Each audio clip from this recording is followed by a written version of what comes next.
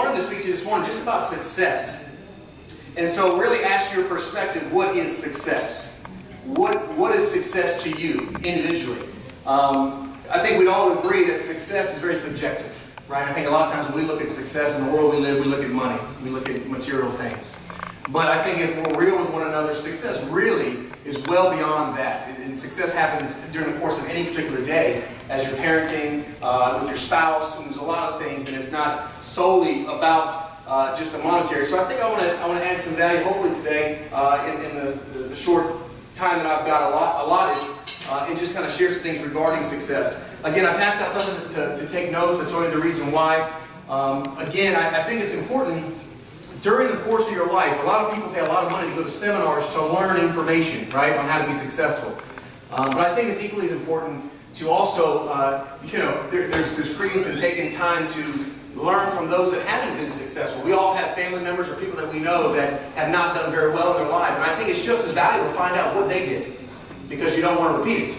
You want to figure out, you can learn from both sides. But I think the main thing, again, I'm a novice when it comes to the Bible, but I know the Bible says, knock and I'll answer, seek and you shall find. The key word is seek. So if you're not seeking the information, you're not going to find it. So I think as you kind of look at where you're at in your life, and I think we all can agree that we all have ups and downs in life. We all have struggles, right? Whether it's relational or monetary or business struggles. So it's important to really gather the information to move yourself forward. So in speaking of information, I've always been a big proponent that I think information is more important than education. In the world we live today, you can gather a lot of information and not be a scholar. There's a lot of people I know, I'm sure you know the same, that have never even graduated high school, that are very wise. We live in a country where last time I checked, people don't leave America to go to Poland for the great opportunity. People are fighting to get here, the very same grounds that we live on, that we take the time to moan and groan about with stuff that we deal with politically that we don't agree with or do agree with, or any other thing going on. But I think it's important that if you don't take anything away from what I say to you today, take the fact of getting some information. Let me give you an example. This past weekend I had an opportunity to go to a Band of Brothers retreat in Florida. And prior to going there, I thought I was a pretty good husband. I thought I was a pretty good dad. In fact, I'd stack myself up against anybody. I think it's very, very important to really be focused on those things. But when I got more information, I realized how far I really was from being a good husband and being a good father. And so again, I don't want you to diminish the power of information. So you have to ask yourself the question, who's got the information you need to get you to where you want to go? Every one of you have something that maybe stirs in your heart, something that you want to do in your business, something you want to do in your home. Who's got that information? I don't know that answer, but maybe you do. And I think it's important that you really take the time to figure out who's got that information. We know when we get counseling, we learn more information. We know when we go to church on Sunday, we get new information. Or we actually affirm the information we already have that we should be doing. Tons of books, podcasts, all kinds of things available to you. I think Automobile University is a great place to learn. And anybody that spends any kind of time in an automobile, I think you really should just contemplate maybe taking some time and throw on the iPad or throw on the MP3 player and really find some information. Some great pastors, there's some great motivators, there's a lot of good stuff, and you can be amazed in a 30-minute drive once a day how much information you can pick up. And so I urge you to do that.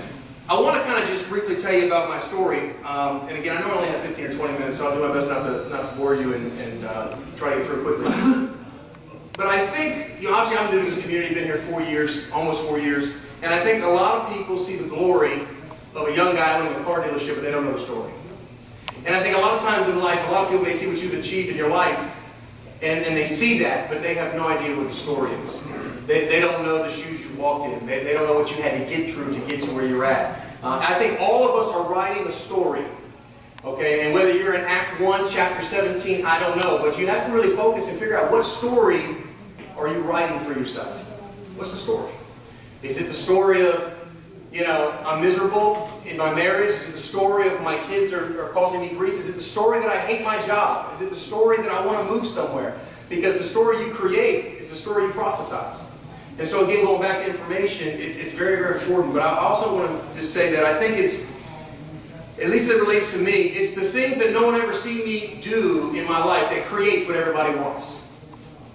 It's a lot of things that nobody ever saw me do that create some of the things that they think they want, that maybe they see in my life. I'll tell you, as I grew up, it's funny because I didn't really know much about the Exchange Club. Didn't even know you guys spoke, or really the basis of the Exchange Club had to do anything with abused children. No idea. And God works in funny ways. You know, I grew up in Miami, Florida, and I was adopted. And my mom remarried when I was 5. I met my biological father when I was 25. Don't know why he split, but obviously as a grown man, I still deal with abandonment issues. Although I had a father in the house, he wasn't really much of a father. I mean, he was a workaholic. I learned a lot of things from him, mostly what not to do, but I will tell you, he was not a lazy man. He was a hard worker, and I believe I got those qualities from him. He owned a roofing company, and he was a roofer. So if you know any roofers, that's how he was. I mean, he was tough, and the way he administered discipline was pretty physical. He was consistent though. He administered the same discipline to my mom, same discipline to me, same discipline to my brother. So he didn't discriminate. When you did something wrong, you paid a price. And whether you were 12, you know, he acted like you were 20. That's just how he handled things. I was fortunate as I grew up in Miami, Florida. I was always big for my age, so I hung out with kids that were older than me. So I'm 13 years old hanging out with 16-year-olds. And so, you know, with the graffiti on the walls and the fighting and the break dancing and all the things we were involved in at that time, my parents obviously knew I was going down the wrong road. And fortunately, they put me in a Christian school to kind of babysit me. Put you in this school, maybe it'll straighten you up. And I remember when I went to that school, they used to have mandatory chapels. And I used to hate them. I used to feel like a hostage. You know, like I didn't want to be there. And, but, you know, after being forced to go so many times, you know, the Lord spoke to my heart, and so I accepted Christ when I was in 6th grade. When I did that, all of a sudden it was like I was the only man seen in the land of the blind. I'd go in that home that was not a spiritual home, and much like many of your homes possibly, my parents did the best they could do. I mean, they just did what they did. So I don't get my hall pass, but I also don't, you know, judge how they live because they only did based on what they knew. But it wasn't a Christian home, and through that time I saw all kinds of stuff. Drug usage. I mean, my mom was into drugs to the point where we put her in a halfway house, and my mom was an alcoholic as well. And you know, with the physical stuff going on in the house, my dad drank a lot. He was rarely home because when he did get up at 5 o'clock every morning to go to work, you know, if he was in, you know, strip club or who knows what, you know, he sometimes came home at 3 in the morning. So I knew once I had that newfound relationship with my Heavenly Father, it took the place of my human father. But I knew I had to get out. So the question was, how was I going to get out? So I made a decision. And if any of you know about the root word decision, incision is to cut into, excision is to cut out, decision means to cut off. So I knew, hell or high water, I was leaving the house, but I didn't have a plan. But again, referring to the scriptures, I know it says, lean not on your own understanding, but acknowledge Him in all your ways, and He'll direct your path. So I had faith in knowing that God directed the path. I don't know what the path's going to be, but I'm going to find a way to get out. So sports was my way. So I worked hard. I was always a hard worker, probably from my dad, and tried my hardest to get a full scholarship to play football. And so I was fortunate enough to play in Virginia, play at Liberty University, and got out of the house. I left at 18, and I've never been home since. I've been home to visit on occasion. But when I left the house, I realized that, you know, it's one of those things, be careful what you wish for. And I was very upset, because you got to imagine, and I'm sure you can relate if any of you have children, it's an 18-year-old kid, no supervision, 18-year-old guy. I was in Lynchburg, Virginia, didn't know a soul. And I remember driving up the Blue Ridge Mountains, and I'm sitting there, and I knew I had this relationship with God, and I remember crying like a baby, thinking to myself, man, you know, here I am, it's me and you, God, you know, and this is what it's supposed to be, so let's get it on, let's figure this thing out, you know. And so I was fortunate that God put many people into my life along the way, you know, and I transferred from Virginia to Georgia. And I continued to have this dream, play football in the NFL. Is really what I wanted to do. I was 260 pounds. I thought I was better than what I was, but clearly I was not good enough to play at that level. But I transferred to West Georgia and played 3 more years. But unfortunately, when the money's ran out with the schooling, I still had 2 years left of school. And really, I wanted to play football and chase the ladies is all I really went to school for. And so now I had to make a choice. Was I going to finish the 2 years, or was I going to drop out, or what I was going to do? Again, no supervision, 19 years old. I decided to drop out, so I thought I had the novel idea to go work at a Lowe's distribution plant in Villa, Georgia.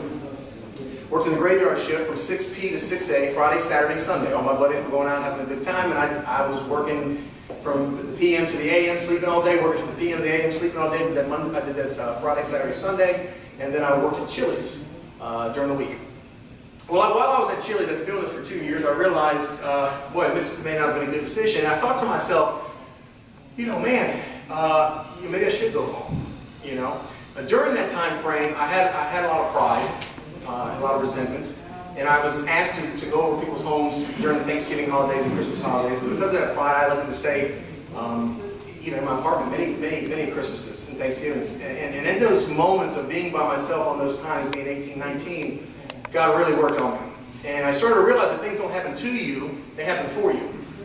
But it's hard to connect the dots sometimes when you're in the moment. You can only connect dots when you look back. And when you're stuck in the picture, when you're stuck in the frame, it's really hard to see, the picture.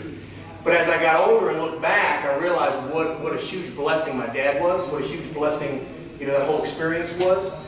And so, again, it was a very, very important, part of my life to reflect on that, especially now. I do more because of the struggles that I went through, that many of you guys experience or go through today. I learned to be grateful for, which is a huge conversion.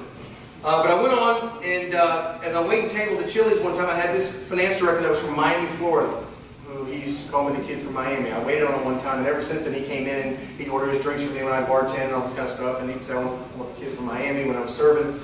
So eventually, he asked me to get in the car because he was a finance director at a Honda dealership in Douglasville, Georgia. Of course, I think probably not like you. I said, I'm not selling no cars, it's crooks, man. I never sell cars, right? Anyways, so I figured I'd try it out one summer. So I remember I made about $9,000 in 3 months, and I was like, man, I'm rich. I'm only $36,000. I'm done. I'm in. I'm going to kill it. So I get in the car business, and then I started just applying the same principle I used in football, realized there was a lot of lazy people in the world, and I just started just doing the same thing as if I was on a football field, but in a car dealership. And was blessed and fortunate to continue to climb the ladder, so to speak. But there was a lot of trials along the way. There's a lot more to this story, and a lot of God intervened moments through that story as well. But I think again, it's what I reflect on more than anything is what I chose to learn along the way. The information I chose to get to become better, the obsession to improve and just become the best that I can possibly be. And I share with you guys, being a dynamic husband or father or employer or community leader, it takes a lot of hard work, as you all know. But I do think success leaves clues. I think one of the things that's a great idea is find the person that that's already achieved some of the success you're looking for in your business, your company, family members that you may have. And it really makes a huge impact. I'll tell you that you may be shocked to know this, and this will be a profound statement, but there's Oprah Winfrey, LeBron James, Bill Gates, all of us in the room, we all have one thing in common. Anybody know what that is? We all have the same exact thing in common. All those great people, all those successful people, we all have the same 24 hours in a day. The difference is how we use those 24 hours. That's the difference.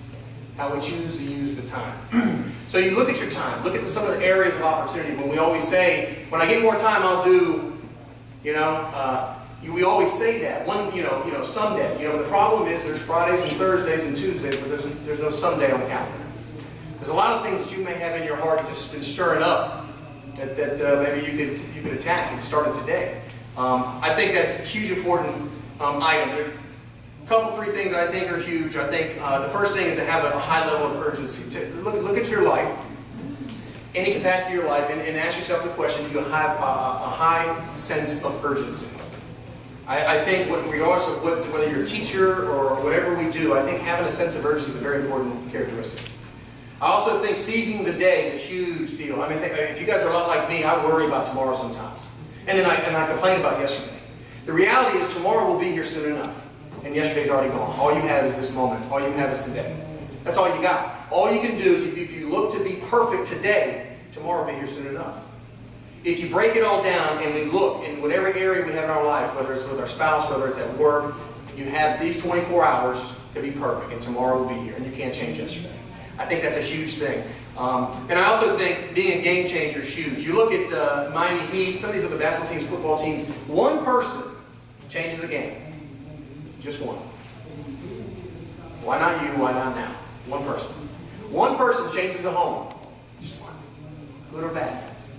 That's all it takes. We've all seen a game and seen momentum shift on a dime. It took one person to knock the ball loose. It took one person to intercept it and run back for a touchdown. It took one person. The game has changed. Be a game changer. I think of my Christian walk and how short I fall. And I don't think God, He's not short of Christians. He's short of game changers. He's short of impact players. And so I think that's huge. Any part of your life as it relates to success, I think that's a huge thing. And I think if you'll find anybody that's a massive success in any way, shape, or form, they have a high level of urgency. And they definitely are game changers. I think the last thing I'll leave with that I think about is kind of the law of the A. John Maxwell talks about it, but it's awareness, action, accountability, and attraction. I think it's important you realize you don't pursue success, you attract it. Being an attractive person. You have to look and see what fruit is the tree bearing. I mean, again, when I'm talking to you, I'm talking to myself. This is not something that I've got nailed down and memorized or mastered. It's a daily challenge, it's a daily scenario. But I think if we're really honest with ourselves, when the game's over, all the pieces go back in the box. Nothing we can take that we got here goes with us. So it's important to realize, I believe, that while we're here 80 years, 73 years, 55 years, 91 years, how many days you're fortunate to live. Live to the fullest. Live to the fullest. And really, especially as it relates to the family. I think when I was in that band of brothers, man, I learned so much. So many things with these kids, these children. When you look back at the wounds each of you have from your parents, even if it's a good situation. The wounds that all of us carry, the resentment that we carry that we don't let go of. We make these agreements with ourselves. Like I made an agreement when I was 18 years old, I'll do it myself. I don't matter. I'll be myself and I'll do it myself. Some of you may be in the same agreement. And in some cases, even some of you in the room, I think a self-made man could be a fatherless man. It's not necessarily a good thing. You make these agreements with yourself and you hold on to them and you don't let them go. So again, points to ponder. Again, there's some things that I share with you here as far as probably some opportunity to take some action. And again, I think you take a couple of ideas. Okay, you can take massive action towards those ideas. Okay, because it'd be a shame to be smart and know everything but not implement nothing. Don't be smart on all the ideas and not implement anything. So again, that's all I want to share with you today. Was just take an opportunity just to share with you some thoughts and some things. I thought it was kind of ironic that this organization, again, I apologize for my ignorance. I did not know what the Exchange Club was about. It's kind of funny how things happen. But again, we've all got sight and we've got insight. Sight you see with your eyes, insight you see with your mind. Sight gives you things, Insight gives you answers. There's answers for it. You just got to go attack it. So, anyways, I appreciate your time. Maybe a little different than what you normally get, but either way, I did not prepare as much as I could have on the call. But thank you so much for the opportunity, and I'm glad to share it with you guys.